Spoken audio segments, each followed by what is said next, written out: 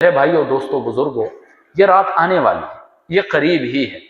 اس رات کے اندر ہم کوشش کریں زیادہ سے زیادہ نفلی عبادات ہے، خرافات کو ہم چھوڑیں، اور وہ کام جن سے رب العالمین ناراض ہوتے ہیں ان کاموں کو چھوڑیں اور نفلی عبادات کے اندر ہم لگ جائیں۔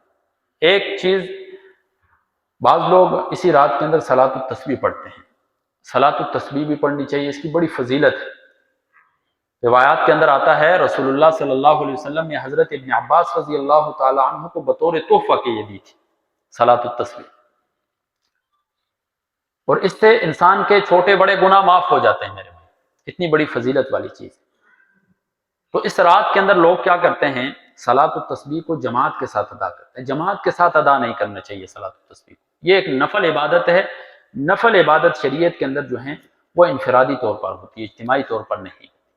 اور اس کے جو روایات کے اندر مختلف طریقے آتے ہیں، جو سب سے آسان طریقہ ہے وہ یہ ہے کہ 4 رکعت نماز کی نیت کر لے انسان، اور ثنا کے بعد 15 دفعہ سبحان اللہ والحمد للہ ولا الہ الا اللہ واللہ اکبر، یہ 15 دفعہ پڑھے۔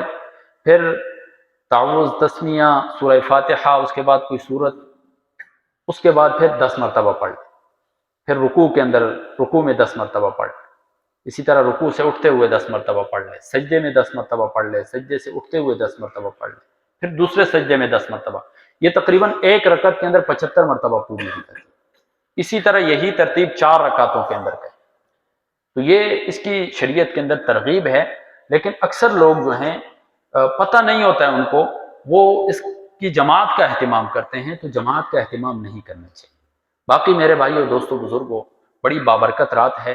اس کے اندر اگر کوئی شخص عبادت نہیں کر سکتا ہے تو کم از کم اپنے آپ کو گناہ سے بچا۔ یہ مقدس جو راتیں ہوتی ہیں ان کے اندر جس طرح نیکی کرنے کا دگنا ثواب ملتا ہے، اس طرح گناہ کرنے پر بھی ڈبل وبال ملتا ہے میرے بھائی۔ تو کوشش کرتے ہیں انشاءاللہ۔ اللہ رب العزت سے دعا ہے کہ اللہ رب العزت عمل کی تو